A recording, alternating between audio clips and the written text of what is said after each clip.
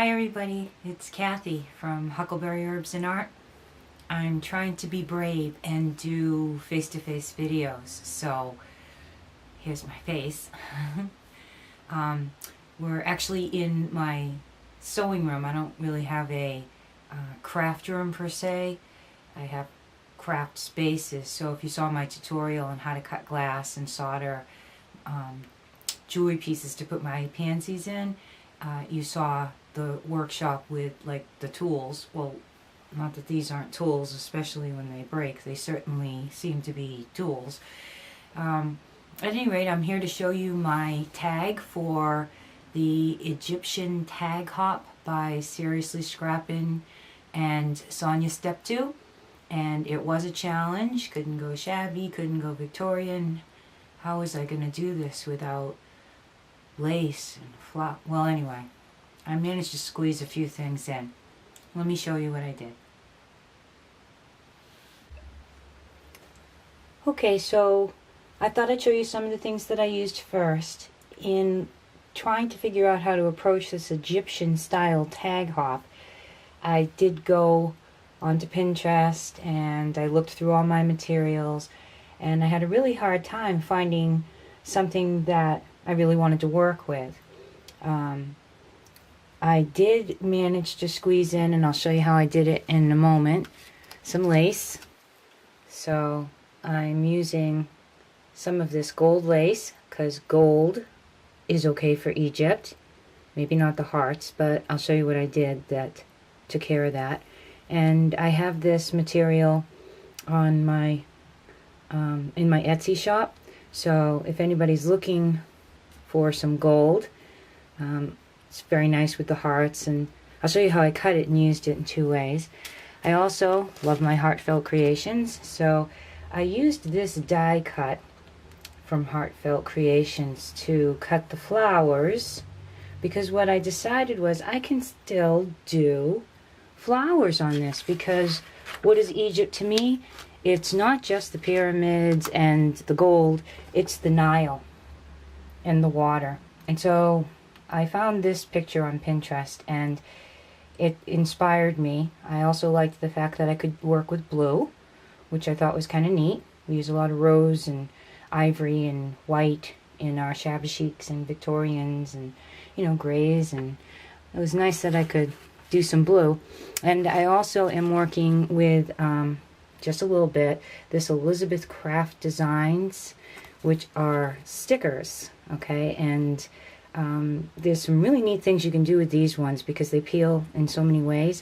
And I will put up the link to Scrapbook Made Simple store, which if you don't know this lady yet, you just have to check out her videos. She owns the store. It's in California, US, and she gives incredible tutorials on all kinds of scrapbooking stuff. Some of the materials that she has in her store, she buys the company out, so you don't even see them out in the market. And she's a hoot. She's fun to watch, and you should definitely check her out. So she has a tutorial on some really neat things you can do with those, besides what I did, which was just, you know, peel something off. And I also, which I bought these at her store, I have a set of the Zig brushables, which are really cool because you have two different colors in each of the markers. On each end it's a different color, and I really like the way they work. They blend. And so anyway, I use those, and now I'll show you what I did.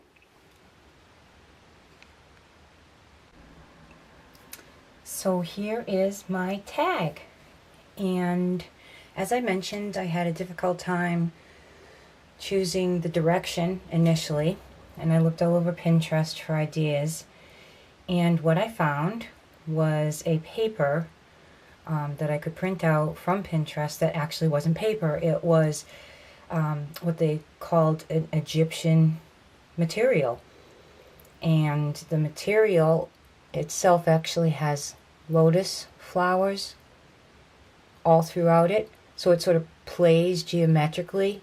Every place you look, there's another shape. There's one hiding here and there. I thought it was beautiful, and it had some very nice colors, and the gold would do well with it. So that's the direction I decided to go in. So I printed the material onto a piece of paper and sealed it right away because it was an inkjet, so I wanted to make sure that it didn't leak its ink color. And then I actually printed out a second. I know it's no big deal because it's just the back, but I put on the back an Egyptian picture of a lady, an Egyptian lady holding her lotus flowers in her hand, and she has some in her hair. And then I put the two papers together with what I thought was a great idea to squeeze lace in, because as you can see, I put it in the edges, but I covered up that heart part, and I actually cut it so that I could use the very edge to seal everything when I was done. So the heart part was cut off the top and put in between the two papers, and then I came back later with just the edge of the trim to close off and finalize the project. There is the lotus sticker. Okay, can't really see it. It's very decorative to begin with. I almost should have gone a different way and maybe done what Scrapbook Made Simple tutorial does, and she actually shows you how to glitter in between all these and you know, put the color on.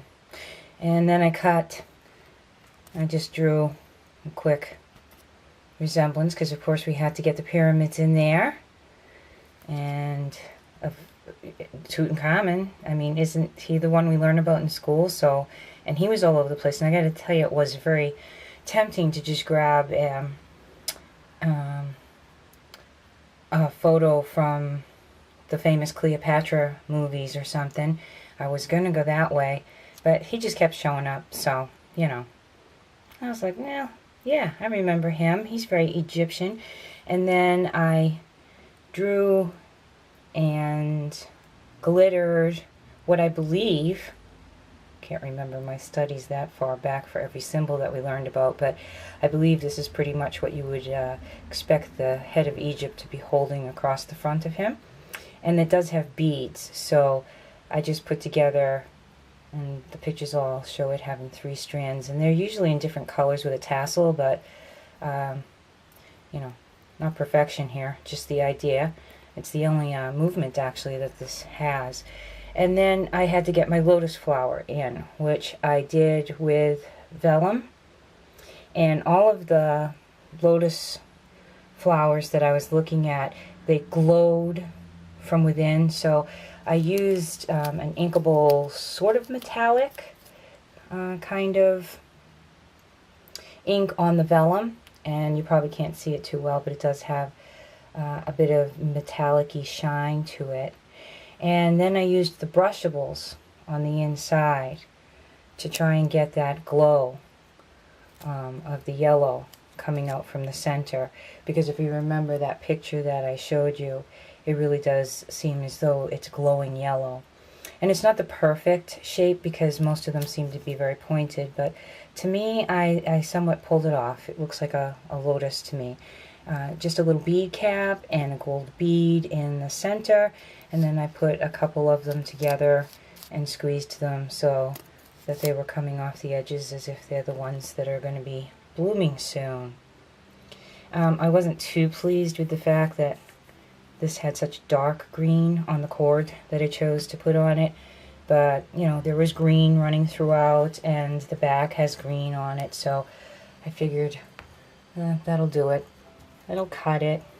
So anyway, there is my tag for Seriously Scrapping and Sonya Step 2's challenge to do not shabby chic, not Victorian, not any of the colors and materials that we're used to, but I could not help myself, especially being the gardener that I am. The flowers, I couldn't get away from it. So for me, Egypt isn't just the pyramids and the gold. It's also the Nile that gave life, and all of the plant life, the reeds and the beautiful lotuses, and the way of life that was so glued, connected to the river. Thank you so much for visiting. Don't forget to subscribe if you haven't already. And I look forward to checking back in with you as soon as is possible. Till then, I'm watching all you guys on YouTube and I'm enjoying it. And see you next time. God bless everybody.